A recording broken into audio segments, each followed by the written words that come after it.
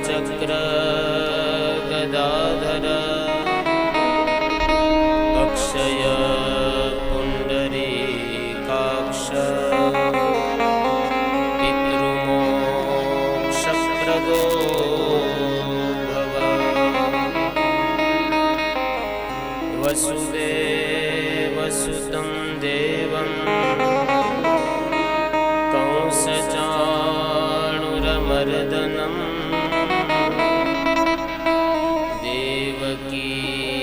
परमानन्दम् श्रीकृष्णं वन्दे जगद्गुरुम्। श्रीकृष्णं वन्दे जगद्गुरुम्। श्रीभागवत भगवान की जय। श्रीद्वारिकाधीश की जय। श्री रामचंद्र भगवान की जय। श्री सोमनाथ महादेव की जय। श्री हनुमान जी महाराज की जय। श्री वल्लभाधीश की जय। श्याम सुंदर श्री यमने महारानी की जय। परम दयाल गोसाई जी महाराज की जय। श्री कुलदेवी मात की जय। सद्गुरु देव की जय। पितृनारायण देव की जय। सुरापुरा देव की जय। गौ मात की जय। भारत माता की जय। सत्य सनातन धर्म की जय।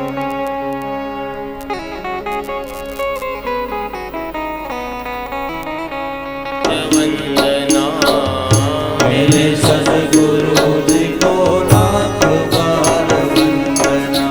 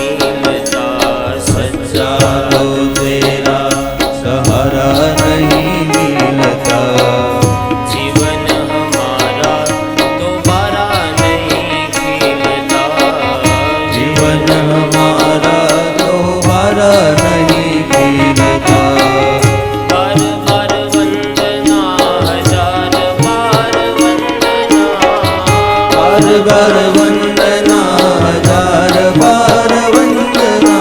मेरे सद्गुरु जी को लाख बार वंदना, मेरे सद्गुरु जी को लाख बार वंदना, मेरे सद्गुरु जी को लाख बार वंदना, मेरे सद्गुरु जी को लाख बार वंदना, मेरे सद्गुरु जी को लाख बार वंदना, मेरे सद्गुरु जी को लाख बार वंदना।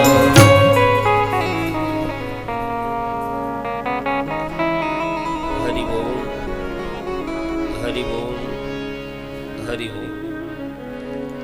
सर्वशक्तिमान वाणी स्वरूप, वांग्मय स्वरूप, शब्दमय देह एवा ग्रंथराज श्रीमद् भागवत जी ने प्रणाम।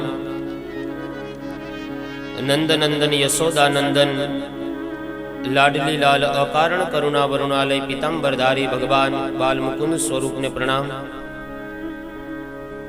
आ पावन धरा में विलसी रहेली तमाम देवी देवताओं की दिव्य चेतनाओं ने प्रणाम। उपस्थित ब्रह्म वहेता ब्राह्मणों, मां वीणावादीनी सरस्वती माता साथे जोड़ायेला छे एवा संगीत तज्ञों तेमज गौलोकवासी श्री हरिभाई वेलजीभाई नंदाणिया, गौलोकवासी श्री लाभूबेन हरिभाई नंदाणिया, गौलोकवासी श्री बटुकभाई हरिभाई नंदाणिया, गौलोकवासी श्री किरीटभाई हरिभाई नंदाणिया, गौलोकवासी श्री रसिकभाई हरिभाई नंदाणिया, तमाम समस्त पितृओना मोक्षार्थे एमना स्मरणार्थे आ पावन अवसरना निमित्त मात्र मनोरथ यजमान परिवार श्री गीताबेन हरिभाई नंदाणिया, श्री भावनाबेन हरिभाई नंदाणिया तेमज समस्त नंदाणिया परिवार तथा आटला व्यस्त जीवन में पोतानो कीमती समय काढी भगवान प्रत्ये प्रीति उजागर करवा माटे उपस्थित आप दरेक भाग्यवान श्रोताओना हृदय में प्रतिष्ठित परब्रह्म परमात्मा ने वंदन।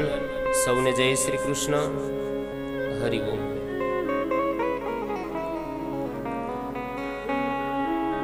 सदा सेव्या श्रीमद् भागवती कथा यस्या श्रवण मात्रेण हरिश्चित्तम समाश्रये। गंगाजी नो घाट अने ए घाट उपर आनंद नामनो तट छे अने त्या सनत कुमारो व्यासगादी उपर बेसी अने देवर्षि नारद ने दिव्य कथा संभळावे छे। व्यासासन उपर सनत कुमारो बैठा छे, सामे देवर्षि नारद ए यजमान तरीके बैठा छे।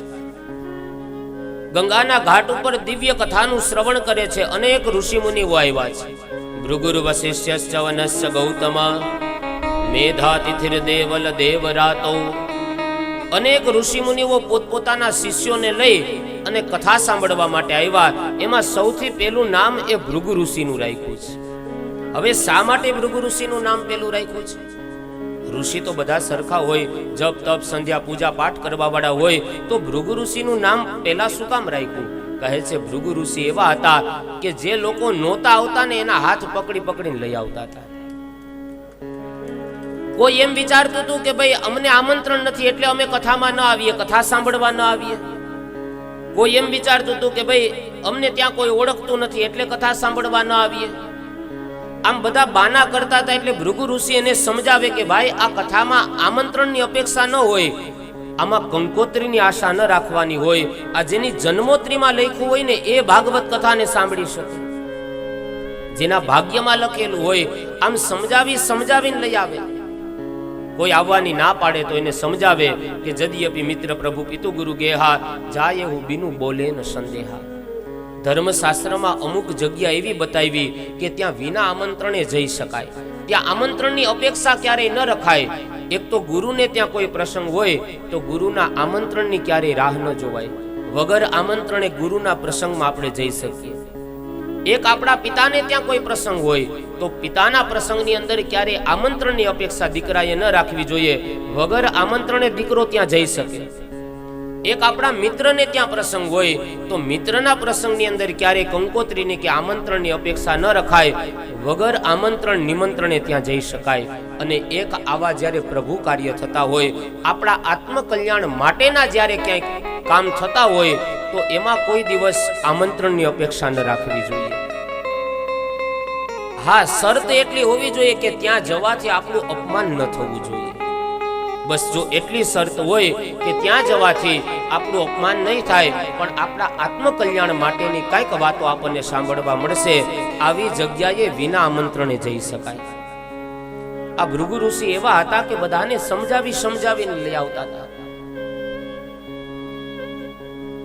તો ભગવાનની કથામાં સવારના કથા સત્રમાં આપણે મહાત્મ્ય રૂપી પુષ્પ પ્રભુને અર્પણ કરી અને પ્રથમ સ્કંદની અંદર મંગલ પ્રવેશ કરેલો, સત્યની વંદના કરી છે. માણસના જીવનમાં સત્ય નહીં હોય ને, અને જેના જીવનમાં સત્ય હશે ને એ બધા બહુ ઉજળા હશે. જેનું જીવન સત્યની નજીક હશે, જો સत्य के साथ जुड़ा होता है उसके पास प्रभु खड़ा होता है. આ દુનિયામાં જે લોકો સત્યની નજીક હશે ને, સમજો ભગવાન એની બહુ નજીક હશે. જેટલો માણસ સત્યની નજીક એટલા જ પરમાત્મા એની નજીક, અને જેટલો માણસ સત્યથી દૂર જશે એટલા જ ભગવાન એનાથી દૂર જતા રહેશે. સત્ય એટલે પરમાત્મા. સત્ય જ્યારે વાસળી ધારણ કરે તો આપણે એને દ્વારકાધીશ કહીએ. સત્ય જ્યારે ડમરું ધારણ કરે તો આપણે એને શિવ કહીએ. સત્ય જ્યારે ત્રિશુલ ધારણ કરે તો આપણે એને માતાજી કહીએ. સત્ય જ્યારે ધનુષ ધારણ કરે તો આપણે એને રામ કહીએ. આખરમાં આ બધા જ ભગવાન એ સત્યમાંથી જ પ્રગટ થયા છે. જેમ નરસિંહ મહેતાએ કીધું એમ કે ઘાટ ઘડ્યા પછી નામ રૂપ જુજવા, અંતે તો હેમનું હેમ જ હોય. હેમ એટલે સોનું. જેમ સોનાની લગડીમાંથી અલગ અલગ પ્રકારના ઘાટ બનાવવામાં આવે, કોઈ ઘાટને આપણે મંગલસૂત્ર કહીએ, કોઈ ઘાટને આપણે બંગડી કહીએ, કોઈ ઘાટને આપણે વીંટી કહીએ, પણ આખરમાં આ બધી વસ્તુ ભેગી કરીને જો અગ્નિ ઉપર તપાવો, એને ઓગાડો, તો આખરમાં એ સોનાની લગડી જ બનશે. એમ સત્યમાંથી જ બધા ભગવાન પ્રગટ થયા છે. કોઈ એને રામ કહે, કોઈ એને માતાજી કહે, કોઈ એને શિવ કહે, કોઈ એને ઠાકોરજી કહે, કોઈ એને દ્વારકાવાળો કહે, પણ આખરમાં સત્યમાંથી જ બધા પ્રગટ થયા છે. ભગવાનની અંદર કહે છે ક્યારે ભેદ ન કરવો જોઈએ. અવાજ ધીમો ન કરવો અને સેજ ફેરવી નાખો.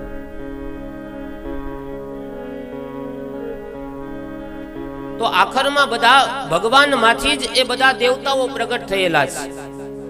સત્યમાંથી જ બધા દેવતાઓ કલ્પિત થયેલા છે. સત્યની છત્રી નીચે જ બધા સમાયેલા છે. તો એવા સત્યની વંદના કરી વેદવ્યાસજી મહારાજ કહે છે કે શિવને માનતા હોય, માતાજીને માનતા હોય, રામને માનતા હોય, ઠાકોરજીને માનતા હોય, સ્વામિનારાયણ ભગવાનને માનતા હોય, કોઈ પણ દેવને માનતા હોય, દરેકને માટે આ ભાગવત ગ્રંથ છે. એટલા માટે વ્યાસજી મહારાજ અહીંયા સત્યની વંદના કરે છે. વસુધૈવ કુટુંબકમનો ભાવ અહીંયા વ્યાસજીએ સ્પષ્ટ બતાવ્યો છે. રામાયણ ગ્રંથ છે, ભાગવત ગ્રંથ છે, શ્રીમદ ભગવદ ગીતા છે, આ બધા બિન સાંપ્રદાયિક પરબ જેવા ગ્રંથ છે. જેમ પરબનો કોઈ સાંપ્રદાયિકતા લાગુ ન પડે, પરબની પાસે ગમે તે જ્ઞાતિનો હોય, ગમે તે જાતિનો હોય, બધાને ત્યાં પાણી પીવા મળે, પણ હા શરત એટલી હોય કે એને તરસ હોવી જોઈએ. એમ કોઈ પણ સંપ્રદાયનો વ્યક્તિ હોય, દરેકને માટે આ શ્રીમદ ભાગવત ગ્રંથ છે. આ બિન સાંપ્રદાયિકતાના ગ્રંથો છે, અને કોઈ સાંપ્રદાયિકતામાં બાંધી ન શકાય. જેટલા લોકો સત્યની નજીક રહેતા હશે ને, સત્યની નજીક રહેવા વાળા દરેક વ્યક્તિના માટે આ ગ્રંથ છે. એટલા માટે વ્યાસજી મહારાજ અહીંયા સત્યની વંદના કરી. કહે નૈમિષે નિમિષ ક્ષેત્રે ઋષય શૌનકાદય સત્રમ સ્વર્ગાય લોકાય સહસ્રમ સમમાચરે.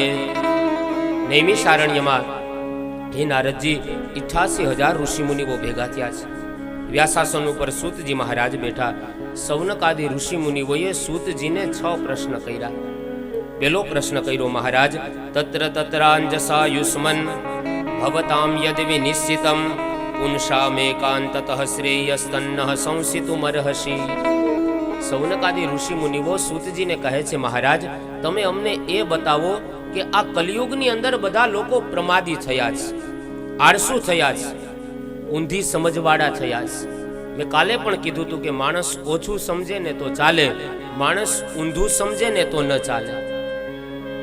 માણસની સમજ કંઈક વિચિત્ર થઈ છે. એટલું નહીં, પ્રાયેણ અલ્પ આયુષ્ય. કલિયુગની અંદર માણસના આયુષ્ય ટૂંકા થતા જાય છે. પહેલાના સમયમાં 100 વર્ષ, 125, 150 વર્ષ જીવતા એટલે લોકો કહેતા કે ભાઈ બહુ લાંબુ જીવા.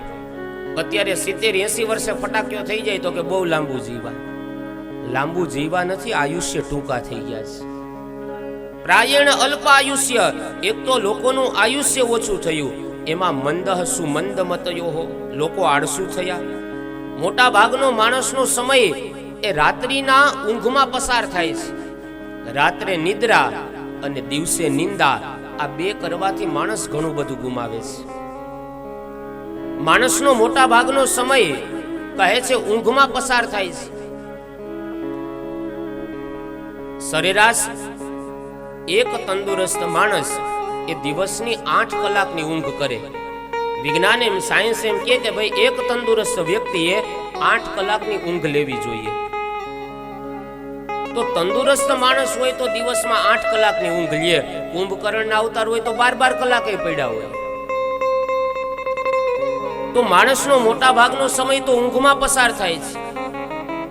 એમાંનો કહે છે મોટા ભાગનો સમય એ બાલ્ય અવસ્થામાં ખેલકૂદમાં જાય છે. અમુક સમય અર્થો ઉપાર્જન કરવામાં જાય છે.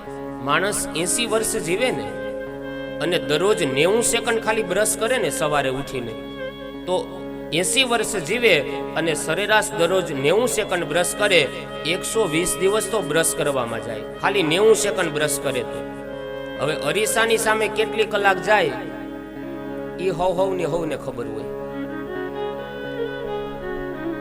તો માણસનો મોટા ભાગનો સમય તો આમાં પસાર થઈ જાય છે. તો આમાં માણસની પાસે સમય ક્યાં છે? પ્રાયણ અલ્પ આયુષ્ય. તો આટલા બધા શાસ્ત્રો, આટલા બધા પુરાણ, આટલા વેદ, આટલા ઇતિહાસ, સદદર્શન, આ બધું કહેવા શું માગે છે? પેલો પ્રશ્ન કર્યો મહારાજ, દરેકે દરેક શાસ્ત્રનો સાર અમને બતાવો. આટલું બધું વાંચવાનો માણસ પાસે સમય ન હોય તો દરેક શાસ્ત્રનો સાર કહો. બીજો પ્રશ્ન કર્યો, માનવ જીવનનું કલ્યાણ કેવી રીતના થાય એનો માર્ગ બતાવો. ત્રીજો પ્રશ્ન કર્યો, મહારાજ તમે તો દરેક પુરાણોના જાણનારા છો, તો એ બતાવો વસુદેવ અને દેવકીને ત્યાં ભગવાન શ્રી કૃષ્ણ અવતાર થવાનું કારણ શું છે? પ્રસૂતિની પીડા તો દેવકીએ ભોગવી છે. તો જે લાલાની લીલાનો લાભ માં દેવકીને મળવો જોઈએ, લાલાને મોટો કરવાનો લાભ દેવકીને મળવો જોઈએ, એના બદલે એ લાલાની લીલાનો લાભ યશોદાજીને કેવી રીતના મળ્યો?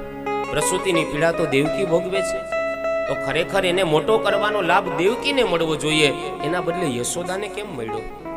ભગવાન કૃષ્ણ સિવાયના અન્ય ક્યાં ક્યાં અવતારો લીધા, એ દરમિયાન ભગવાને કેવી કેવી લીલાઓ કરી? અને પાંચમો પ્રશ્ન કર્યો કે અન્ય ક્યાં ક્યાં અવતારો? અને છઠ્ઠો પ્રશ્ન કર્યો, ગૃહી યોગેશ્વરે કૃષ્ણે બ્રહ્મણ્યે ધર્મ વર્મણી સ્વાંકાષ્ટા મધુનોપેતે ધર્મ કમ શરણમ ગત.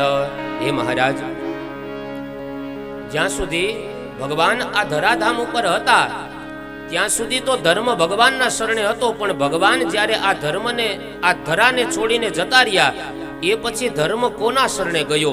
આ 6 પ્રશ્નના જવાબ આપો. પહેલો પ્રશ્ન, માનવ જીવનનું કલ્યાણ કેમ થાય? બીજો પ્રશ્ન, દરેક શાસ્ત્રો, વેદ, ઉપનિષદનો સાર શું? ત્રીજો પ્રશ્ન, ભગવાનના કૃષ્ણ અવતાર થવાનું કારણ શું? ભગવાન એ અવતાર દરમિયાન કેવી કેવી લીલાઓ કરી? ભગવાનના કૃષ્ણ સિવાયના અન્ય ક્યાં ક્યાં અવતારો થયા? અને ધર્મ છેલ્લે કોના શરણે ગયો? આ જવાબના રૂપમાં સૂતજી મહારાજ નૈમિષારણ્યમાં શ્રીમદ ભાગવત કથાનો આરંભ કરે છે. 2 શ્લોકમાં પોતાના દીક્ષા ગુરુ વ્યાસીના પુત્ર સુખદેવજીને વંદન કર્યા, પ્રણામ કર્યા છે. સંસારીઓ ઉપર કરુણા કરી જેણે શ્રીમદ ભાગવત ગાયું એવા વ્યાસીના પુત્ર શ્રી સુખદેવને પ્રણામ કર્યા છે. નર નારાયણને વંદન કર્યા, નારાયણમ નમસ્કૃત્યમ નરમ ચૈવ નરોત્તમમ દેવીમ સરસ્વતીમ વ્યાસમ તતો જયમુદીરયે. નર નારાયણને નમસ્કાર કરી માં વીણાવાદીની સરસ્વતી માને પ્રણામ કર્યા છે. કારણ કે સરસ્વતી માં છે ને વૃત્તિને સુધારનારા છે. આજે પણ નાના બાળકો સ્કૂલ કોલેજમાં જાય એટલે સરસ્વતી માતાની વંદના કરાવે. હે શારદે માં, હે શારદે માં, અજ્ઞાનતા સે હમે તાર દે માં, તું સ્वर की देवी ये संगीत तुझसे, हर शब्द तेरा हर गीत तुझसे. सरस्वती माता છે ને એ બાળકોની વૃત્તિને સુધારનારા છે. બાળક વિદ્યાભ્યાસ કરવા જાય તો એના વિવેક જાગે, એટલા માટે સરસ્વતી માતાની વંદના કરાવે છે. બોલવાનો વિવેક જાગે, જોવાનો વિવેક જાગે, ક્યાં શું બોલવું, કેટલું ન બોલવું, કોની સામે બોલવું, આ વિવેક બાળકમાં જાગે. સરસ્વતી માતાની ઉપાસના કરવાથી વિનય અને વિવેક આપનારા દેવી છે સરસ્વતી માં. એટલે આપણે ત્યાં કીધું કે વિદ્યા વિનયથી શોભે છે. સરસ્વતી માતા વૃત્તિને સુધારનારા છે. જો બાળકમાં વિવેક ન હોય, બોલવાનો વિવેક ન હોય, જોવાનો વિવેક ન હોય તો એની બાલ્ય અવસ્થા બગડે. બોલવાનો વિવેક ન હોય ને માણસને બંધન ભોગવવા પડે. માણસના બાથરૂમમાં થોડો નળ ઢીલો થઈ ગયો, નળ ઢીલો થયો એટલે પાણી ટેપકા કરે, એટલે એને એમ થયું કે ભાઈ આટલું બધું આ પાણીનો બગાડ થાય છે તો લાવને આ નળને થોડો ફિટ કરી દઉં. એટલે પેલાના સમયમાં ઓલું વાંદરી પાનું આવતું. એ વાંદરી પાનું એવું હોય કે જે તમારે નટ ફિટ કરવો હોય ને, ગમે એટલા આનીનો હોય, 15 આનીનો હોય, 5 આનીનો હોય, 6 આનીનો હોય, બધા નટ એ વાંદરી પાનાથી ફિટ થઈ જાય. બીજા કઈ જરૂર ન પડે પાના પકડની. હવે એ સમયમાં એને વાંદરી પાનાની જરૂર હતી કે ભાઈ બાથરૂમમાં બેઠો હતી, વાંદરી પાનું મગાવવું. હવે વાંદરી પાનું કાં તો એને ઊભા થઈને લઈ લેવાની જરૂર હતી અને કાં તો એને એના છોકરા પાસે મગાવવાની જરૂર હતી. પણ એણે એની ઘરવાળીને કીધું કે એ વાંદરી પાનું આપતો. મગાવ્યું વાંદરી પાનું ને આવ્યો છૂટો હાણચી નો ઘા. જો વિવેક ન હોય વાણીમાં, એટલા માટે સરસ્વતી માતાની વંદના કરાવે છે કે બાળકમાં વિવેક જાગે બોલવાનું. વૃત્તિને સરસ કરનારા માં સરસ્વતી માતા છે. સરસ્વતી માને પ્રણામ કર્યા, નર નારાયણને વંદન કર્યા. સવનકાદી ઋષિ મુનિઓ શુદ્ધજીને કહે છે, મહારાજ મુનયઃ સાધુ પૃષ્ઠોહમ ભવદ વિરલોક મંગલમ યત કૃતઃ કૃષ્ણ સંપ્રશ્નો યેનાત્મા સુપ્રસિદ્ધતિ. હે ઋષિ મુનિઓ, તમારા 6 પ્રશ્ન છે ને એ શ્રેષ્ઠ છે. તમારા આ 6 પ્રશ્ન છે ને કૃષ્ણ તરફ જવા માટેના પ્રશ્ન છે, લોક કલ્યાણ માટેના તમે પ્રશ્ન કર્યા છે. પહેલો પ્રશ્ન તમારો એ છે કે માનવ જીવનનું કલ્યાણ કેવી રીતના થાય. હવે આપણે બધા જ જાણીએ છીએ કે આ દુનિયામાં સૌથી શ્રેષ્ઠમાં શ્રેષ્ઠ કોઈ યોનિ હોય 84 લાખ યોનિમાં તો બડે ભાગમાં નસ્તન પાવા સુર દુર્લભ સદગ્રંથન ગાવા. બધા જ ગ્રંથો કહે છે કે ઉત્તમમાં ઉત્તમ કોઈ યોનિ હોય ને તો એ માનવ યોનિ છે. હવે માનવ જન્મ મળ્યા પછી આપણે કરવાનું શું, એવી વિચારધારા ઘણાની એવી સાંભળવા મળે કે ભગવાને એક જ વખત માણસ બનાવ્યા તો પછી ખાઈ પીને આનંદ કરો. આ વાતનો છેદ એ ભાગવત ઉડાડે છે કે માત્ર ખાવા પીવા માટે, ભોગ ભોગવવા માટે ભગવાને મનુષ્ય યોનિ નથી આપી. ખાના પીના મોજ મનાના जिसको और नहीं कुछ करना, समझो वह है पशु नरतन में ना काबिल वो मानव कहना.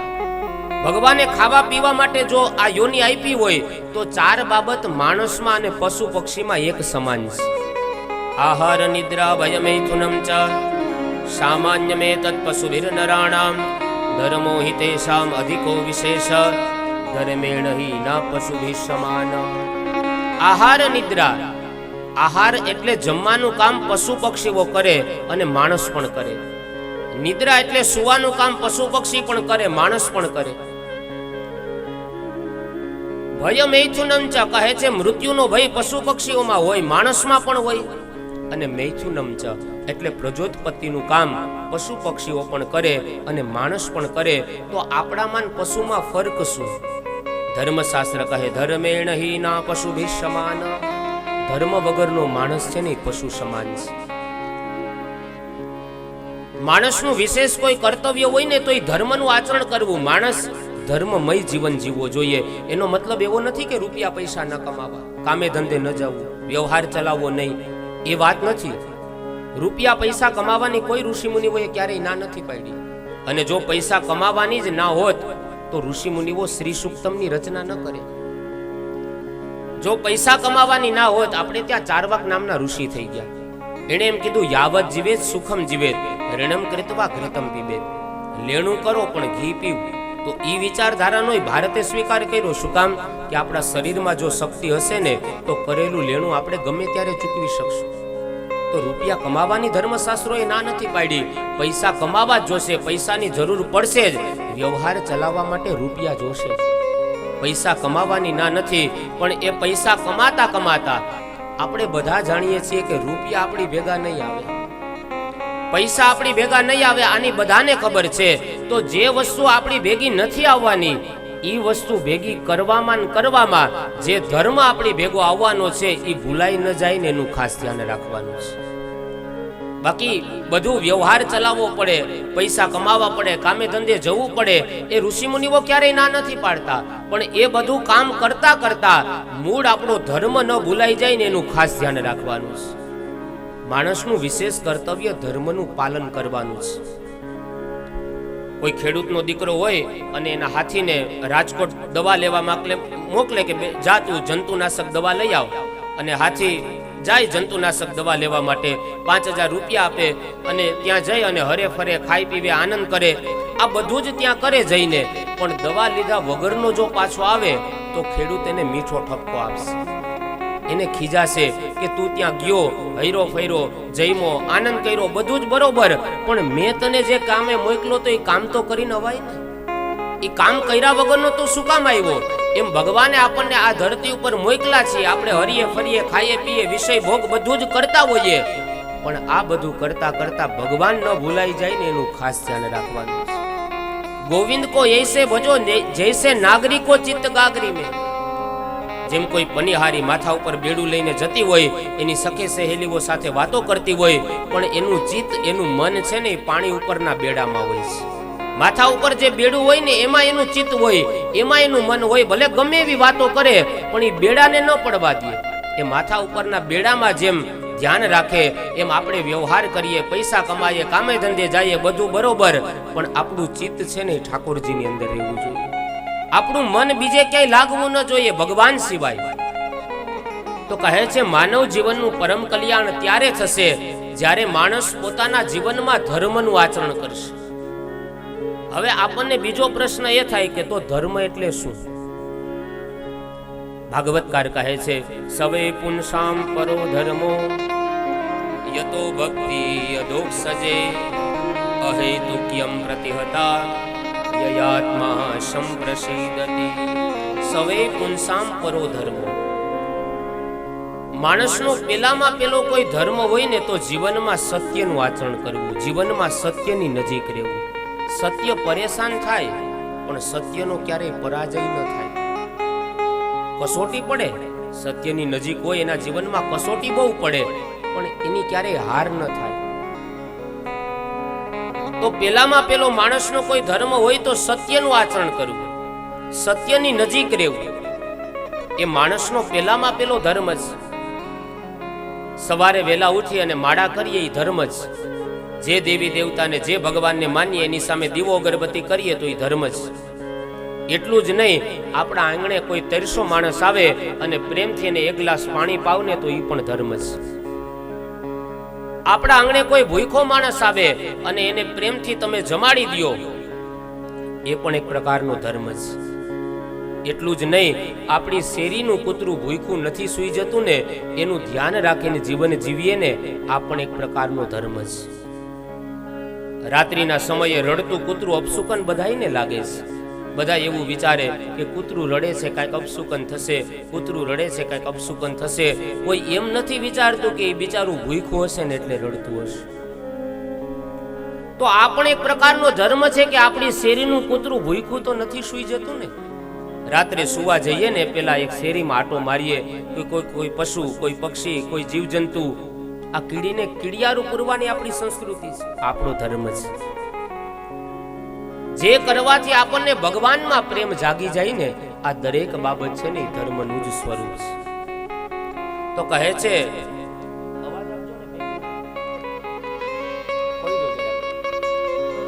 છે માણસનો શ્રેષ્ઠમાં શ્રેષ્ઠ કોઈ ધર્મ હોય તો એ ભૂખાને ભોજન આપવું, તરસાને પાણી પાવું, અતિથિ જ્યાં સચવાય ને એ માણસનો સૌથી શ્રેષ્ઠમાં શ્રેષ્ઠ ધર્મ છે. તો સવે પુંસામ પરો ધર્મો યતો ભક્તિ અધોક્ષજે અહેતુક્યમ પ્રતિહતા યયાત્મા સંપ્રસિદ્ધતિ. તો મનુષ્ય જીવનનું પરમ કલ્યાણ ત્યારે થશે કે માણસ એ પોતાના જીવનની અંદર ભગવાન પ્રત્યે પ્રેમ જગાડશે, જીવ માત્ર પ્રત્યે વાત્સલ્ય ભાવ રાખશે. જીવ માત્રની અંદર જેને ભગવાનના દર્શન થાય સમજવાનું આ એનો શ્રેષ્ઠ ધર્મ છે. પ્રાણી માત્રમાં જેને ભગવાન દેખાય, ઈશ્વર દેખાય, એ તો આપણી સંસ્કૃતિમાં નામદેવજી થઈ ગયા. આ નામદેવજી એક વખત ભોજનાલયની અંદર ભોજન કરવા માટે બેસતા હતા. જ્યાં ભોજનાલયની અંદર ભોજન કરવા બેઠા, એમાં રોટલા ઉપર ઘી ચોપડતા ભૂલી ગયા. એટલે ઘી વગર ભોજન ન કરાય, એટલે ઘીનું કડહલું લેવા માટે રસોડામાં ગયા કે થોડું ઘી લઈ આવું, રોટલા ઉપર ચોપડી દઉં ને પછી રોટલો ખાવ. એટલે જ્યાં ઘી લેવા રસોડામાં ગયા, એમાં એક કૂતરો આવીને રોટલો ઉપાડીને ભાગ્યો. જેવો જ રોટલો ઉપાડીને ભાગ્યો એટલે નામદેવજી ઘીનું કડહલું લઈને પાછળ દોડ્યા અને અવાજ કર્યો, એ વિઠ્ઠલ ઉભા રહ્યો, હજી રોટલામાં ઘી ચોપડી દઉં, ઘી ચોપડવાનું બાકી છે, પછી તમે પ્રેમથી આરોગો. વિચારો, એ નામદેવજીને કૂતરામાં વિઠ્ઠલનાથના દર્શન થયા, એની ભક્તિ કેટલી પરાકાષ્ઠાએ પહોંચી હશે. એ વિઠ્ઠલ ઉભા રહ્યો, હજી રોટલામાં ઘી ચોપડી દઉં, અને આપણી થાળીમાંથી ભાગ્યો હોય જોઈ લઈને. આપણે પાછળ તો દોડીએ, પણ ઘી લઈને નહીં, લાકડી લઈને દોડીએ. અને એમાંય પકડાય નહીં એટલે હું કહી આવું, જવા દો ને, એ બિચારો જીવ છે ને. જો પકડાઈ ગયો તો તારી શેરી ભૂલી જવાનો હતો. જીવ માત્રમાં ઈશ્વરના દર્શન થાય, આ મોટામાં મોટો ધર્મ છે. સિયા રામમય સબ જગ જાની, કરહુ પ્રણામ જોરી જુગ પાની. જીવ માત્રમાં આપણને નારાયણ દેખાય, આ પેલામાં પેલો ધર્મ છે. માણસનું મુખ્ય કર્મ કયું છે? એક સમયે ભારત વર્ષની અંદર બધા આચાર્યો ભેગા થયા અને બધા આચાર્યોને પ્રશ્ન કરવામાં આવ્યો કે માણસનું શ્રેષ્ઠ કર્મ કયું છે? આ દુનિયાનો શ્રેષ્ઠમાં શ્રેષ્ઠ મંત્ર કયો છે? આ દુનિયામાં સૌથી શ્રેષ્ઠમાં શ્રેષ્ઠ દેવ કોણ છે? અને આ દુનિયામાં સૌથી શ્રેષ્ઠમાં શ્રેષ્ઠ શાસ્ત્ર કયું છે? અલગ અલગ આચાર્યો ભેગા થયા, પોતપોતાનો મત રજૂ કરતા હતા. અને એ આચાર્યોની અંદર આપણા મહાપ્રભુ વલ્ભાચાર્યજી બેઠા હતા. એણે એક જ શ્લોક ગાય અને કીધું કે આ દુનિયામાં શ્રેષ્ઠ શાસ્ત્ર કયું, શ્રેષ્ઠ મંત્ર કયો, શ્રેષ્ઠ દેવ ક્યાં અને શ્રેષ્ઠ કર્મ શું? એક જ શ્લોકની અંદર જવાબ આપ્યો. કહે એકમ શાસ્ત્રમ દેવકી પુત્ર ગીતમ, એકો દેવો દેવકી પુત્ર એવમ, એકો મંત્રો તસ્ય નામાની યાની, કર્માપ્યેકમ તસ્ય દેવસ્ય સેવા. એકમ શાસ્ત્રમ દેવકી પુત્ર ગીતમ. આ દુનિયામાં શાસ્ત્ર એક જ છે કે જે દેવકીના દીકરાએ ગાયું છે અને દેવકીના દીકરા માટે ગવાયું છે. દેવકીના દીકરાએ ગાયું છે એ શ્રીમદ ભગવત ગીતા, અને દેવકીના દીકરા માટે જે ગવાયું છે એ શ્રીમદ ભાગવત જ્ઞાન યજ્ઞ. શ્રીમદ ભાગવત અને શ્રીમદ ભગવત ગીતા આ બંને અલગ અલગ છે. ઘણી વખત કથા વિરામ થાય ને એટલે ઘણા શ્રોતા એમ કહે, એનો ભાવ એવો હોય કે ભાઈ સારું, તમે કથા સારી કરી. એમ એટલે શું કહે કે દાદા તમે શ્રીમદ ભગવત ગીતા બહુ સારી વાંચી હો, પણ ખરેખર આ શ્રીમદ ભાગવત છે. શ્રીમદ ભગવત ગીતા અને શ્રીમદ ભાગવત આ બંને ગ્રંથ અલગ અલગ છે. ભગવાન શ્રી કૃષ્ણએ પોતાના મુખમાંથી જે ગાયું ને એ શ્રીમદ ભગવત ગીતા છે, જે 700 શ્લોકની અંદર છે. અને ભગવાન માટે જે શાસ્ત્ર ગવાણું ને એ શ્રીમદ ભાગવત શાસ્ત્ર છે, જેની અંદર 18,000 શ્લોક છે. આ બંને ગ્રંથ અલગ અલગ છે. શ્રીમદ ભગવત ગીતા એ મહાભારતમાંથી પ્રગટ થયેલો ગ્રંથ છે, જે 700 શ્લોકની અંદર છે, જે ભગવાન સ્વયં કૃષ્ણએ ગાયું છે. અને ભાગવત એ કૃષ્ણ માટે ગવાયું છે. તો આ દુનિયામાં સૌથી શ્રેષ્ઠ શાસ્ત્ર એ છે કે ભગવાને ગાયું છે અને ભગવાન માટે ગવાણું છે. આ એક જ શ્રેષ્ઠ શાસ્ત્ર છે. એકો દેવો દેવકી પુત્ર એવા. આ દુનિયામાં દેવ એક જ છે જે દેવકીનો દીકરો છે. આકાશાત પતિતમ તોયમ યથા ગચ્છતિ સાગરમ, સર્વદેવ નમસ્કારમ કેશવમ પ્રતિ ગચ્છતિ. જેમ આકાશમાંથી જલ વરસે અને છેલ્લે એ સમુદ્રને મળે, એમ ગમે દેવી દેવતાઓની આપણે પૂજા કરીએ, પણ છેલ્લે એ તમામે તમામ પૂજા છે ને ભગવાનના ચરણમાં, ભગવાન શ્રી કૃષ્ણના ચરણમાં જાય છે. તો દેવ એક જ છે કે જે દેવકીના દીકરા છે. એકો મંત્રો તસ્ય નામાની યાની. આ દુનિયામાં મંત્ર એક જ છે કે જે ભગવાન શ્રી કૃષ્ણને કેન્દ્રમાં રાખીને ગાવામાં આવેલો મંત્ર એ શ્રેષ્ઠ મંત્ર એક જ છે. અને કર્માપ્યેકમ તસ્ય દેવસ્ય સેવા. આ દુનિયામાં સૌથી શ્રેષ્ઠ કર્મ એ જ છે કે ભગવાન શ્રી કૃષ્ણના ચરણ કમલને કેન્દ્રમાં રાખીને કરવામાં આવતી સેવા. આ દુનિયામાં સૌથી શ્રેષ્ઠમાં શ્રેષ્ઠ કર્મ એક જ છે. શ્રીમન વલ્ભાચાર્ય મહાપ્રભુજીએ કીધું છે તો કહે છે એવા 24 અવતારો વાળી કથા એટલે શ્રીમદ ભાગવત કથા. ભાગવતજીની અંદર 24 અવતારોનું નિરૂપણ કરેલું છે. આપણે એક પરમાત્મા શબ્દ બોલીએ ને એટલે એમાં 24 અવતારોની ગણતરી થઈ જાય. એક જ પરમાત્મા શબ્દ બોલો, 24 મુખ્ય અવતાર છે. ઘણી વખત અવતારોની ગણનામાં માણસ ક્યારેક હેરાન થતો હોય કે કોને ભગવાન માનવા, કોને ન માનવા, ક્યાં ભગવાન સાચા, ક્યાં ભગવાન આમ. આવી રીતના માણસ એ ઘણી વખત વિચલિત થતો હોય મનથી. અત્યારે કળિયુગનું વાતાવરણ છે. કળિયુગમાં આજે ભક્તો ઓછા છે ને ભગવાન બહુ વધવા માંડ્યા છે. જ્યાં જોતા કે અમે ભગવાન છીએ. અમે હમણાં વચ્ચે એક રાજકોટમાં ઓલો રમેશ ફેફર કરીને કોઈ માણસ એ કે હું કલ્કીનો અવતાર છું. લ્યો બોલો, ન્યૂઝમાં બધે ફેલાવા માંડ્યું. એ રમેશ ફેફર એમ કીધું કે હું કલ્કીનો અવતાર છું. હવે આગળથી ક કાઢીને હ લગાડી દેવાની જરૂર હતી.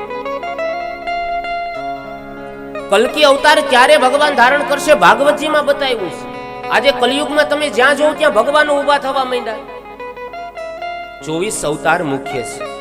એક પરમાત્મા શબ્દ બોલો એટલે 24 અવતારોની ગણતરી થઈ જાય. પૂજ્ય ડોંગરે બાપાનું એવું ચિંતન છે. ડોંગરેજી મહારાજ એમના ભાગવતમાં કહે છે કે પરમાત્મા શબ્દને તમે ગુજરાતીમાં લખો ને તો ગણિતનો એક અક્ષર થાય. ગુજરાતીમાં એક અંક બને. પરમાત્માનો પેલો પ લ્યો એટલે ગણિતનો કયો આંકડો થાય? 5. પરમાત્માનો બીજો અક્ષર છે ર, પ ર એટલે ગણિતનો કયો આંકડો થયો? 2. 5 ને 2 7. પછી પરમાત્માનો ત્રીજો અક્ષર છે મા. જૂની નામાની ગણતરી પ્રમાણે ચોગડો ને 1 લીટો કરો ને એટલે 4.25 થાય અને ચોગડો ને 2 લીટા કરો ને એટલે 4.5 થાય.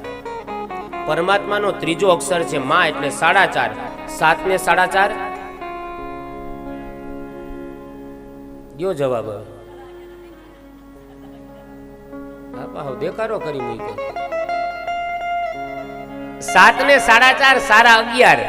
પછી પરમાત્માનો ત્રીજો અક્ષર છે અડધો ત એટલે ગણિતનો કયો આંકડો થયો? 11.5 ને 8 19.5. અને પરમાત્માનો છેલ્લો અક્ષર છે 4.5 મા એટલે કે 4.5. તો 19.5 ને 4.5 24. એક પરમાત્મા શબ્દ બોલીએ એટલે પૂજ્ય ડોંગરે બાપા કહે કે 24 અવતારોની વંદના થઈ જાય. અક્ષર 24 પરમ પુનીતા ઇનમે બસે શાસ્ત્ર શ્રુતિ ગીતા. એવા ભગવાનના 24 અવતારો વાળી આ ભાગવત કથા એ સૂતજી મહારાજ સૌનકાદી ઋષિ મુનિઓને સંભળાવે છે. એમાં ભગવાનનો કલ્કી અવતાર ક્યારે થશે એનું નિરૂપણ ભાગવતકાર બતાવે. અથાસો યુગ સંધ્યાયામ દસ્યુરાસે સુરાજસુ જનિતામ વિષ્ણુ યશસો નામના કલ્કીર જગતપતિ. ભગવાનનો કલ્કી અવતાર ક્યારે થશે? કહે કલિયુગનો જ્યારે અંત આવવાનો હશે, સતયુગનો જ્યારે આરંભ થવાનો હશે એ સમયે સંભલ નામના ક્ષેત્રમાં વિષ્ણુ યશ નામના બ્રાહ્મણને ત્યાં ભગવાનનો કલ્કી અવતાર થશે. ભાગવતજીની અંદર બતાવ્યું. તો આ 24 અવતારો વાળી શ્રીમદ ભાગવત કથા સૂતજી મહારાજ કહે છે, હે ઋષિ મુનિઓ, તમારી પાસે યથાધીતમ યથામતિ, મતિ એટલે બુદ્ધિ, મારી બુદ્ધિ અનુસાર હું આ ભાગવત કથા રસ તમને પીવડાવું છું. વિચારો, સૂતજી એટલે સામાન્ય નથી. સૂતજીની અંદર કરોડો સૂર્ય સમાન જ્ઞાન છે. એક સૂર્ય ઉગે તોય જગતમાં અંધકાર ન રહે, તો કરોડો જ્ઞાન સૂર્ય સમાન જ્ઞાન છે. એના જીવનમાં થોડી અંધકાર હોય, પણ છતાં એમ કહે છે કે મારી બુદ્ધિ અનુસાર આ કથા તમને પીવડાવીશ. એનો મતલબ કે આ ગ્રંથ એવડો મોટો છે, આ ગ્રંથ એવડો વિશાળ છે કે આનો ક્યારેય પાર ન પામી શકાય. કોઈ પણ વક્તા તમને એમ કહે ને કે 7 દિવસમાં હું પૂરેપૂરું ભાગવત સંભળાવી દઉં,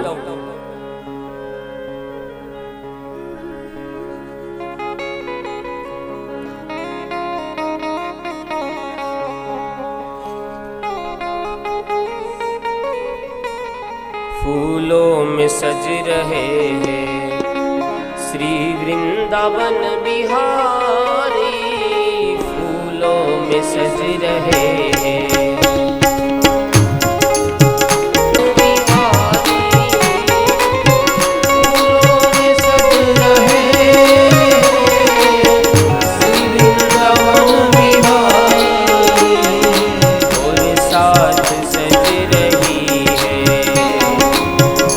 साथ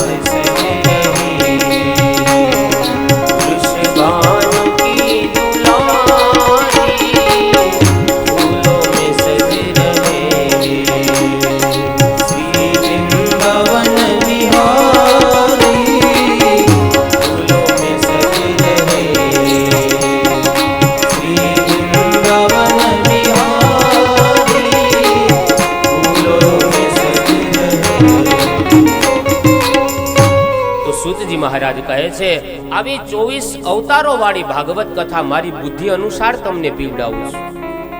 એનો મતલબ કે ભાગવત એવડો વિશાળ સમુદ્ર છે કે ડોંગરેજી બાપા જેવા વક્તા એ પણ એવું કહેતા કે ભાઈ આ ભાગવત તો એવડો મોટો સમુદ્ર છે કે હું તો આના કિનારે છબછબિયા કરતું એક નાનું બાળક છું.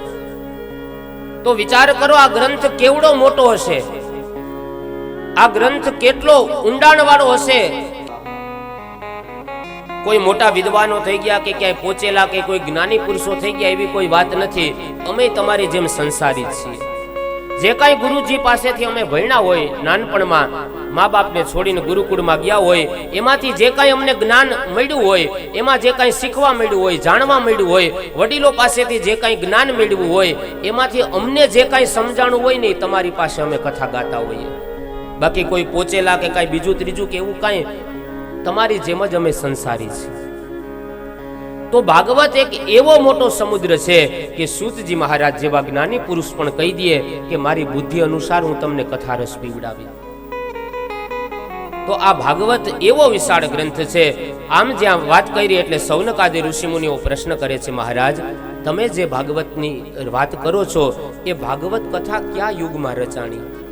શા માટે સુખદેવજીએ પોતાના પિતા પાસેથી આ ભાગવત ગ્રંથને સાંભળ્યો અને સુખદેવજીએ અભિમન્યુ સૂત એવા રાજા પરીક્ષિતને ગંગા કિનારે 7 દિવસ આ કથા શા માટે સંભળાવી? કથાના રચયિતા વેદ વ્યાસજી વિશે કહો, કથાને કહેનારા શ્રી સુખદેવજી વિશે કહો અને કથાને સાંભળનારા રાજા પરીક્ષિત વિશે કહો. સૂતજી મહારાજ કહે છે, દ્વાપરે સમનું પ્રાપ્તે તૃતીયે યુગ પર્યયે જાતઃ પરાશરાદ યોગી વ્યાસવ્યામ કલયા હરે.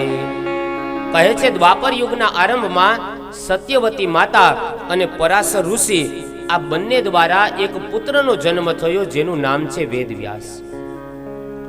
વ્યાસજી મહારાજે વેદોનો વિસ્તાર કર્યો, પોતપોતાના શિષ્યોને આપ્યા. વ્યાસીએ મહાભારત, પુરાણ, ઇતિહાસ, વેદ, શાસ્ત્રો અનેકની રચના કરી, પણ છતાંય વ્યાસજીને સંતોષ નથી થતો. અસંતોષ વ્યાસજીના આશ્રમની અંદર દેવર્ષિ નારદ આવ્યા છે. વ્યાસજીનું મન ઉદાસ હતું. નારદજી ચિંતા કરે કે હરિના દાસ ક્યારે ઉદાસ ન હોય. આટલા બધા વ્યાસ ચિંતામાં કેમ છે? કારણ શું છે? કારણ જાણવા માટે વ્યાસજી પાસે ગયા. વ્યાસજીને પૂછે છે, આટલા બધા ઉદાસ કેમ દેખાવ? આ ઉદાસીનું કારણ જણાવશો?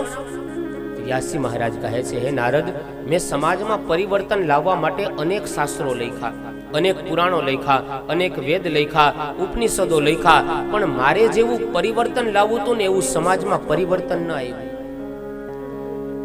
મેં ભયાનક અને રોચક 2 કથા લખી. રોચક કથામાં એવું કીધું કે આ પુણ્ય કરવાથી આ સ્વર્ગ મળે, બેનો દીકરીઓને રાજી રાખવાથી આ સ્વર્ગ મળે, બ્રાહ્મણો સાધુ સંતોને દાન આપવાથી આ સ્વર્ગ મળે, ગાયોને ઘાસ નાખવાથી આ સ્વર્ગ મળે. આવી રીતના રોચક કથા કહી અને લોકોને મેં પુણ્ય કરતા કર્યા. એક ભયાનક કથા બતાવી કે ગાયને મારવાથી આ નરક મળે, બેનો દીકરીઓને મા બાપને હેરાન કરવાથી આ નરક મળે. આવી રીતના મેં લોકોને પાપ કરતા અટકાવવા માટે ભયાનક કથા બતાવી. પણ મારે જેવું સમાજમાં પરિવર્તન લાવવું હતું ને એવું પરિવર્તન ન આવ્યું. નારદજી કહે છે, વ્યાસ, તમે લોકોને અટકાવવા માટે, તમે લોકોને પાપ કરતા અટકાવવા માટે તમે લોકોને નરકનો ભય બતાવ્યો, પુણ્ય કર્મ કરવા માટે સ્વર્ગની તમે લાલચ આપી. તો આ તો એના જેવી વાત થઈ કે પોલીસની જ્યાં સુધી હાજરી હોય ત્યાં સુધી ચોર ચોરી ન કરે, એનાથી ચોર કાંઈ ચોર ન મટી જાય. એ તો જ્યારે એને તક મળવાની છે ત્યારે એની વૃત્તિ બદલાઈ જવાની છે. એ તો ભય હોય પોલીસનો ત્યાં સુધી એ ચોરી ન કરે, પણ એની વૃત્તિ નથી બદલાવાની. તમારે જો લોકોમાં પરિવર્તન લાવવું હોય ને તો તમે એક પ્રેમ શાસ્ત્રની રચના કરો. આ પ્રેમ શાસ્ત્ર એટલે ભાગવત શાસ્ત્ર. ભગવાન કૃષ્ણ છે ને, હે વ્યાસ, એ પ્રેમ અવતાર છે જેને જગતને પ્રેમ આપ્યો છે. ભગવાન કૃષ્ણને કેન્દ્રમાં રાખી અને તમે એક એવા શાસ્ત્રની રચના કરો કે જે શાસ્ત્રને સાંભળવાથી લોકોમાં આપોઆપ પરિવર્તન આવવા માંડશે.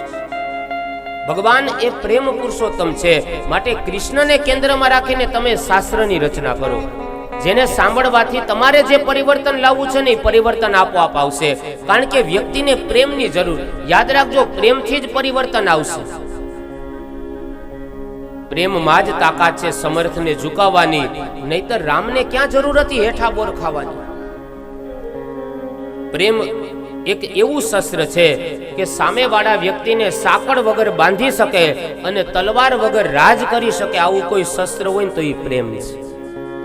એક વખત તમે પ્રેમ પુરુષોત્તમ ભગવાન શ્રી કૃષ્ણ છે ને એને કેન્દ્રમાં રાખીને તમે શાસ્ત્ર ગાઓ, જેથી કરીને લોકોમાં પરિવર્તન આવશે. કારણ કે ન તથા વાસુદેવસ્ય મહિમાહ્યનું વર્ણિત, જ્યાં સુધી ભગવાન શ્રી કૃષ્ણનો જ્યાં સુધી મહિમા નહીં ગાવ ને ત્યાં સુધી લોકોમાં પરિવર્તન નહીં આવે. જ્યાં સુધી લોકોમાં પ્રેમ નહીં હોય ત્યાં સુધી પરિવર્તન નહીં આવે. સિલાઈ મશીનમાં દોરો ન હોય તો મશીન ચાલે ખરું, પણ એક કપડાથી બીજા કપડાને જોડી ન શકે. એમ માણસની પાસે સંપત્તિ, માલ, મિલકત, ગાડી, બંગલા બધું હશે, પણ જો પ્રેમ રૂપી દોરો નહીં હોય તો એકબીજા જોડાઈ નહીં શકે. એક વખત તમે પ્રેમ શાસ્ત્રની રચના કરો, અને પ્રેમ એટલે ભગવાન કૃષ્ણ જગતને પ્રેમ આપનારા છે. હે વ્યાસ, હું પેલા દાસીનો દીકરો હતો. નારદજી પોતાનું પૂર્વ ચરિત્ર કહે છે. હું દાસીનો દીકરો, મારી માં દાસી હતી પૂર્વ જન્મની અંદર. એક બ્રાહ્મણના ઘરે એ સેવા કરવા જતી. એ બ્રાહ્મણના ઘરે જ્યારે સાધુ સંતો ચાતુર્માસ કરવા માટે આવે એટલે સંતોની પાસે હું બેસું. સંતો સત્સંગ કરે, મને કાંઈ ખબર ન પડે, પણ આનંદ બહુ આવતો. જ્યારે જ્યારે સૂર્ય ઉગે એટલે હું સૂર્યનારાયણને પ્રાર્થના કરું કે હે સૂર્યદેવ, તમે આથમી જાઓ ને તો રાત્રિનો સત્સંગ શરૂ થાય. દાસીનો દીકરો હતો, સૂર્યદેવને આથમવાની પ્રાર્થના કરે કે સૂર્યનારાયણ જો આથમી જાય ને તો સત્સંગ શરૂ થાય. આજે જુવાની આ કહેતા હોય સૂર્યદેવ આથમી જાય ને તો રાતની પાર્ટી શરૂ થાય. દાસીનો દીકરો પણ સૂર્યનારાયણને પ્રાર્થના કરે, ભગવાન તમે આથમી જાઓ તો સત્સંગ મળે. આ 31 ઉજવવાની આપણી સંસ્કૃતિ નથી હો. આપણી સંસ્કૃતિ તારીખ ઉજવવાની નથી, આપણી સંસ્કૃતિ તિથિ ઉજવવાની છે. આપણી સંસ્કૃતિ એકાદશી રહેવાની છે. આ 31 વાળી આપણી સંસ્કૃતિ નથી. વેદ ગીતાની વાણી સંસ્કૃત સમજે નહીં સ્પષ્ટ, અને હરાયા ઢોર હાલી નીકળ્યા ઉજવવા 31. આ સંસ્કૃતિ આપણી કઈ બોટલો ખોલવાની આપણી સંસ્કૃતિ નથી. ફલાણા ડેન, ઢીકણા ડેન, ઓલા ડેન, મધર્સ ડે, ફાધર્સ ડે, આ શું કામ ઉજવે છે એ લોકો ક્યારેક નેટ ઉપર સર્ચ તો કરજો, પછી ડે ઉજવજો. મધર્સ ડે ઉજવે, શું એક જ દિવસ માને પ્રેમ કરવા?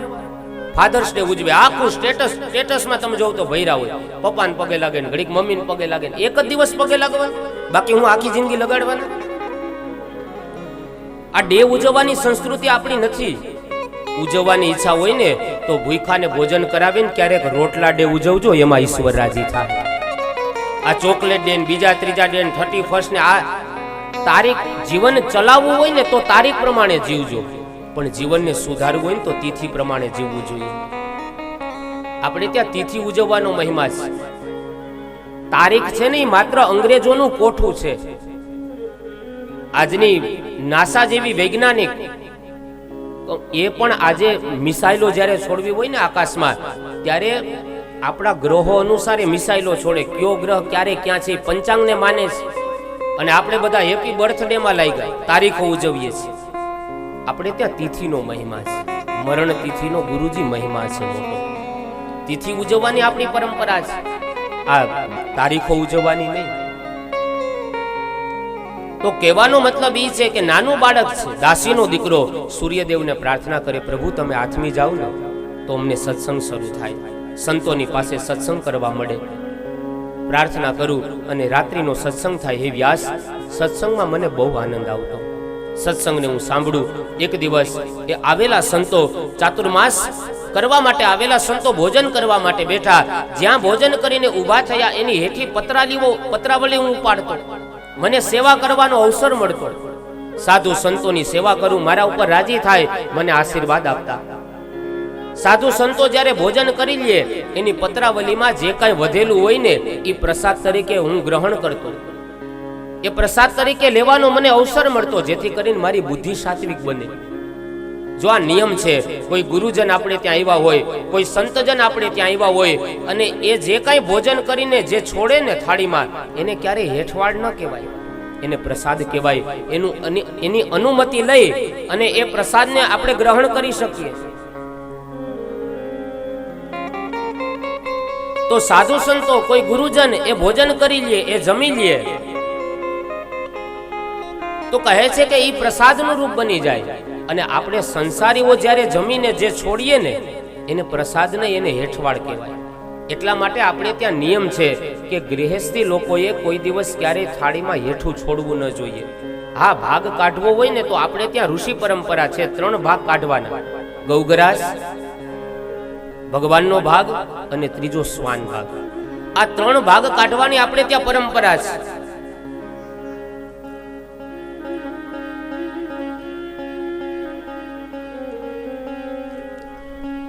તો ગૃહસ્થી લોકોને એવો નિયમ બતાવ્યો કે ગૌગ્રાસ કાઢવો જોઈએ. આજે તો જો કે અમુક જગ્યાએ આ બધી પરંપરા લુપ્ત થતી જાય છે, પણ એક વખત આ ભાગ કાઢીને જોજો. ગૃહસ્થાશ્રમમાં આનંદ કેટલો આવે ને એ 6 મહિના ખાલી અનુભવ કરજો, પ્રયોગ કરજો. ખાલી 6 મહિના. પેલામાં પેલો ભાગ ગાયનો ભાગ કાઢવો જોઈએ. બીજો ભાગ ભગવાનનો ભાગ કાઢવો જોઈએ. ભગવાનને થાળ ધરવો જોઈએ. સુદામાએ એક જ મુઠ્ઠી ચણા ભગવાનનો ભાગ ખાઈ ગયા હતા. આખા જગતની દરિદ્રતા સુદામાને ભોગવવી પડી હતી. શું કામ? ભગવાનનો ભાગ ખાઈ ગયા હતા. એમ ઘરમાંથી જો અનાજ રસોઈ તૈયાર થયા પછી ભગવાનનો ભાગ ન કાઢીએ ને ઘરની અંદર દરિદ્રતા આવે. ગૌગ્રાસ કાઢવો જોઈએ. અમુક જગ્યાએ આજે નથી, એક જગ્યાએ જમવા ભોજન પ્રસાદ લેવા ગયા એટલે થાળીને બધું પીરસાઈ ગયું એટલે આમ જમવા ગયા એટલે સ્વાભાવિક બેનને પૂછ્યું કે બેન, ગૌગ્રાસ લઈ લીધું તમે? એટલે બેને હામો પ્રશ્ન કર્યો કે ગોરબાપા ઈ ક્યાં મળે? ઈ કે તમે વહેલું કહી દીધું હોત ફોનમાં તો કે 250 ગ્રામ લઈ રાખત નહીં. કે અમે કીધું માતાજી બજાર નો મળે, આ જમવાનું બનાવી એમાંથી કાઢવાનું, એને ગૌગ્રાસ કહેવાય. એ કે ઓહો, ઈ તો ખબર જ નથી. આ પરંપરાઓ આજે ભૂલાતી જાય છે. ગૌગ્રાસની આપણી પરંપરા છે. શ્વાન ભાગ કાઢવામાં આવે. આજે તો ઝડપી જમાનો આવી ગયો છે. પુરુષોને વાડીએ જવાનું, કામે ધંધે, નોકરીએ, ઓફિસે જવાનું મોડું થતું હોય એટલે પેલી રોટલી વણાતી જાય અને ઈ સીધો ગાયનો ભાગ જાય સીધો ભાઈની થાળીમાં. અને ભાઈઓ થઈ ગયા બધા ગાયું જેવા. ઘરમાં ખૂબ માથા મારે પણ ઘરમાં કાંઈ હાલે. તમે જાનામુના બેઠા રહ્યો ને બેહી જાય અમુક તો, કારણ કે ગાયોનો ભાગ ખાઈ ગયા છે. પછી બહુ દાંત કાઢોમાં છેલ્લો ભાગ કોનો હોય? શ્વાન ભાગ. ઓલા વાડીએથી, કામેથી, નોકરીએથી, ઓફિસેથી થાયકા પાયકા આવે અને ત્યારે હસે ઓછું ને ભસે જાજુ. ત્યારે સમજી જવાનું કે આ છેલ્લો ભાગ સ્વાહા કરી ગયા છે. આ ભાગ કાઢજો, ગાયનો ભાગ કાઢજો, શ્વાન ભાગ અને ભગવાનનો. આ 3 ભાગ કાઢીને પછી જ ભોજન કરવા બેસવું જોઈએ. નારદજી કહે છે કે હું દાસીનો દીકરો. સાધુ સંતો જ્યારે ભોજન કરી લે, પતરાવળીમાં જે કાંઈ વધે એ પ્રસાદ તરીકે હું ગ્રહણ કરું. એક સમયની ઘટના છે. સાધુ સંતો જવા માટે તૈયાર થયા. જ્યાં જતા હતા એટલે મેં સંતોને કીધું કે મને હારે લઈ જાઓ. હવે સત્સંગ વગર મારું મન નહીં લાગે. હવે હું સત્સંગ વગર જીવી નહીં શકું. આ સત્સંગ છે ને મારો શ્વાસ બની ગયો છે. તમે મને સાથે લઈ જાઓ. સંતોએ સમજાવ્યું, કીધું બેટા, અત્યારે તારી માં છે ને એ તારા આધારે જીવે છે દીકરા. અને બેટા, ભાવના કરતા કર્તવ્યનું સ્થાન ઊંચું છે. અમારા પ્રત્યે દીકરા તારી ભાવના છે, વાત બરોબર, પણ તારી પેલામાં પેલી ફરજ છે કે તું તારી માતાની સેવા કર. એ તારા આધારે દીકરા તારા માતા જીવે છે. અને હા, તારે જો અમારા જ માર્ગે આવવું હોય તો દીકરા એ કામ કરજે. માં જ્યારે સ્વધામ ગમન કરે ને ત્યારે પછી તું અમારા માર્ગે આવજો. અત્યારે તું માની સેવા કર. તારું પેલું કર્તવ્ય મા બાપનું ધ્યાન રાખવાનું છે. તારા પિતા તો અત્યારે નથી, તારી માતાને અત્યારે તારો આધાર છે બેટા, માટે તું અત્યારે અમારી સાથે ન આવી શકે. આનો મતલબ કે ભાવના કરતા કર્તવ્ય, આપણું પેલામાં પેલું કર્તવ્ય છે ને મા બાપની સેવા કરવાનું છે. આપણા માટે પેલામાં પેલા કોઈ ભગવાન હોય ને તો એ આપણા મા બાપ છે. કારણ કે ભગવાનને આ ધરતી ઉપર આવવા માટે મા બાપની જરૂર પડે છે. 3 જગતનો નાથ, 3 ભુવનનો નાથ, પણ મા વગર તો અનાથ છે. સતી સંત સજ્જન ગુરુ માત પિતા બળ ભ્રાત તીર્થ જેવા સાત. આ સાતને આપણે ત્યાં સાક્ષાત તીર્થનું રૂપ માનવામાં આવે છે. એમાં મા બાપ છે. કિસીને રોજા રખા, કિસીને ઉપવાસ રખા, लेकिन कबूल उसी का हुआ जिसने अपनी माँ को पास रखा. माता पिता છે ને આપણા માટે પેલામાં પેલા ભગવાન છે. મા બાપ પ્રત્યે આદર ભાવ રાખો. એટલા માટે તો પુંડલિક જ્યારે પંઢરપુરની અંદર માની સેવા કરે અને ત્યારે સાક્ષાત નારાયણ એને મળવા આવે. કીધું પુંડલીક કમાડ ખખડાવીને કહે છે મારે તને મળવું છે બેટા, જરાક બહાર આવ ને. અંદરથી અવાજ આવ્યો, અત્યારે હું મારી માતાની સેવા કરું, તમે થોડીક વાર ઉભા રહ્યો. વળી થોડો સમય પસાર થયો, વળી કમાડ ખખડાવ્યું. અરે પુંડલીક જરા બહાર આવ ને, હું વૈકુંઠમાંથી આવ્યો છું, મારે તને મળવું જ. કીધું ભલે વૈકુંઠમાંથી આવ્યા હોય, થોડીક વાર બહાર ઉભા રહ્યો, માની સેવા કરું છું. અને વળી થોડો સમય પસાર થયો અને ત્રીજી વાર કમાડ ખખડાવીને કીધું બેટા હું સાક્ષાત નારાયણ તને મળવા આવ્યો છું, હવે તો બહાર આવ. કીધું તમે ભલે નારાયણ બહુ.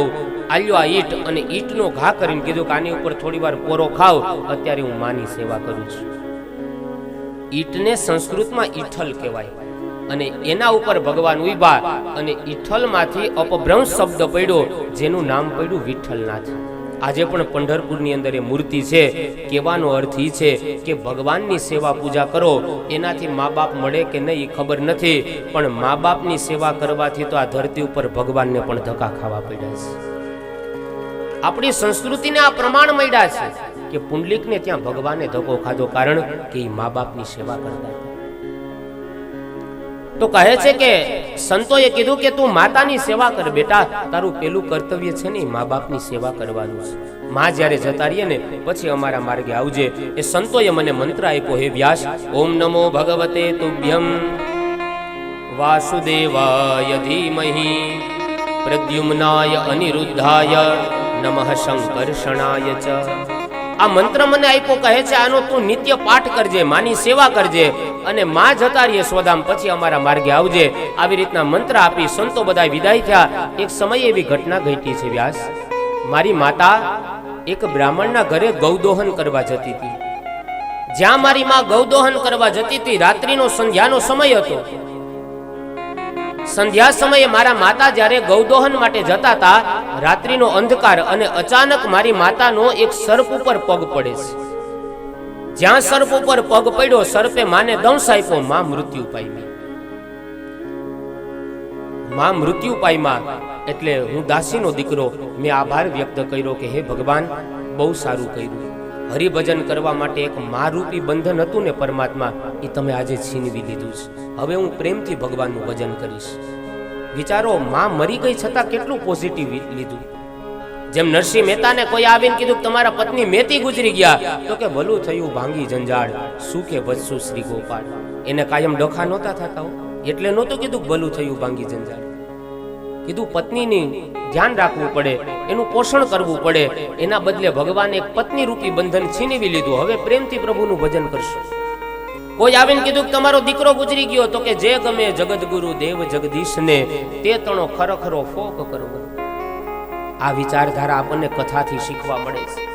દાસીનો દીકરો હતો, નાનપણ હતું, માં મૃત્યુ પામી છતાંય ભગવાનનો આભાર માન્યો. એનો મતલબ કે ઈશ્વર જે સ્થિતિમાં રાખે ને એમાં હંમેશા આભાર માનવો જોઈએ. ક્યારેક જીવનમાં સુખ આવે, ક્યારેક દુઃખ આવે, ક્યારેક જીવનમાં માન મળે, ક્યારેક અપમાન મળે, ક્યારેક જીવનમાં તડકો છાંયો, આ જીવનમાં આવવાનું જ છે. તો જે સ્થિતિ આવે ને એમાં પરમાત્માનો આભાર માનીને જીવન જીવવું જોઈએ. આ કથા બોધ આપે છે મને ને તમને. જે હરિ કરશે મમ હિતનું એ નિશ્ચય બદલાય નહીં, હું હરિનો, હરિ છે મમ રક્ષક એ ભરોસો જાય નહીં. જીવનમાં સુખ આવે ત્યારે ભગવાનનો આભાર માને ને એ તો સામાન્ય વૈષ્ણવ છે. કે જીવનમાં સુખ આવે ત્યારે ભગવાનનો આભાર વ્યક્ત કરે, પણ જીવનમાં જ્યારે દુઃખ આવે ત્યારે પરમાત્માનો જે આભાર માને ને એ શ્રેષ્ઠ વૈષ્ણવ છે. કારણ કે દુઃખ છે ને એ આપણને ભગવાનની નજીક લઈ જશે. એટલા માટે તો આગળ કથા આવશે કે કુંતાજી ભગવાનની પાસે દુઃખ માંગશે. જ્યારે જીવનમાં દુઃખ આવે ત્યારે પરમાત્માનો આભાર માને ને શ્રેષ્ઠ વૈષ્ણવ છે. કારણ કે સુખ ઉપર પથરા પડો રામ હૃદય સે જાય, બલિહારી વો દુઃખ કી પલ પલ રામ રટાય. જોજો જીવનમાં જ્યારે દુઃખ હશે ને ત્યારે આપણે વધારે ભગવાનની નજીક હશું, અને સુખમાં માણસ ક્યારેક ભગવાનને ભૂલી જાય છે. દાસીનો દીકરો ભગવાનનો આભાર માને છે કે જે થયું ને મારા માટે સારું થયું. એમ જીવનમાં જે પરિસ્થિતિ થાય ને એ આપણા હિત માટે જ થતી હોય છે, આપણા કલ્યાણ માટે જ થતું હોય છે. રાજા વનની અંદર શિકાર ખેલવા ગયા. શિકાર ખેલતા ખેલતા ઘોડા ઉપરથી નીચે પડી ગયા એટલે પગ ભાંગ્યો રાજાનો.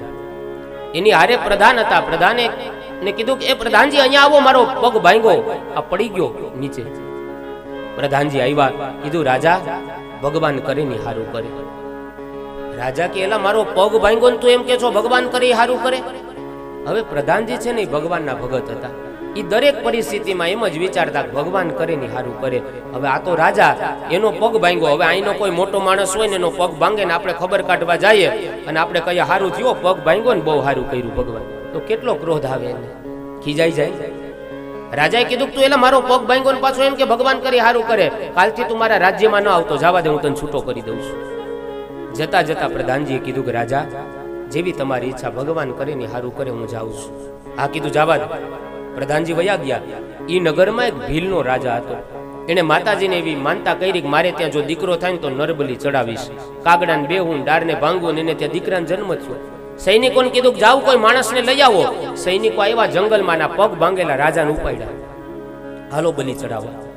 રાજાને લઈ ગયા. પુરોહિત બધા મંત્રો ભણતા હતા. મંત્ર પૂરો થાય એટલે તલવારનો ઘા કરી અને પગ ભાંગેલા રાજાની બલી ચડાવવાની હતી. પણ એમાં મંત્ર ભણતા ભણતા એક ભૂદેવનું ધ્યાન એ રાજાના પગ ઉપર ગયું. પગ ભાંગેલા રાજાને જોયા એટલે ભીલના રાજાને કીધું કે રાજાજી માફ કરજો, આ બલિદાન માતાજી નહીં સ્વીકારે. કીધું કેમ ન સ્વીકારે? કીધું આ વ્યક્તિનો પગ ભાંગેલો છે, આ ખંડિત કહેવાય, ખંડિત બલિદાન માતાજી ન સ્વીકારે. રાજાને પ્રધાનની વાત યાદ આવી. રાજાને જીવતા છોડી દીધા. કીધું આ બલિદાન માતાજી ન સ્વીકારે, જીવતા છોડ્યા. એટલે રાજાને થયું કે પ્રધાનની વાત સાચી છે કે ભગવાન કરે ને હારું કરે. જો પગ નો ભાંગ્યો હોત ને તો આજ માતાજીને બલિ ચડી જાય, આજ મારો જીવ જવાનો હતો. તત્કાલ રાજા પ્રધાનની પાસે ગયા. પ્રધાનને જઈને કીધું પ્રધાનજી તમારી વાત બહુ સાચી છે, મેં અવિવેક કરીને તમને નોકરી ઉપરથી છૂટા કર્યા, મને માફ કરો. ભગવાને હારું કર્યું, તમે બોલ્યા ને ભગવાન કરી હારું કરે. જો પગ નો ભાંગ્યો હોત ને તો આજ બલિ ચડી જાત. આ ખંડિત થયો ને એમાં મારો જીવ બચી ગયો. પણ હવે પ્રધાન મારે તમને એ વાત કરવી છે, મેં તમને નોકરી ઉપરથી છૂટા કર્યા, રાજમહેલે આવવાની ના પાડી, ત્યારે જતા જતા તમે એમ બોલતા ગયા કે રાજા જેવી તમારી ઈચ્છા, ભગવાન કરી હારું કરે. એમાં ભગવાને તમારું શું સારું કર્યું? મેં તમને નોકરી ઉપરથી છૂટા કર્યા, આમાં ભગવાને તમારું શું સારું કરી દીધું? પ્રધાનજી કીધું રાજા હજી તમને એ જ કહું, ભગવાન કરે ને હારું કરે. કારણ કે તમે ખંડિત હતા, તમે મને નોકરી ઉપરથી છૂટો ન કર્યો હોત ને તો હું તમારી ભેગો હતો. તમે ખંડિત હતા, હું હાજો હતો, બલિદાન મારું ચડી જાત. માટે ભગવાન કરે ને હંમેશા હારું કરે. તમે ખંડિત થઈ ગયા હતા, હું તો હાજો હતો ને બલિદાન મારું ચડી જવાનું હતું. માટે જીવનમાં જે સ્થિતિ આવે ને એમાં હંમેશા પ્રભુનો આભાર માનવો જોઈએ કે જે હરિ કરશે ને એ મારા કલ્યાણ માટે કરશે, મારા હિત માટે જ કરતા હોય છે. જીવનમાં ક્યારેક દુઃખ આવે, ક્યારેક સુખ આવે. અરે ભગવાન રામ આ દુનિયામાં માનવ બનીને આવ્યા છે તો એના જીવનમાં દુઃખ આવ્યા. એ પત્નીના વિરહમાં એ પણ રડતા હતા.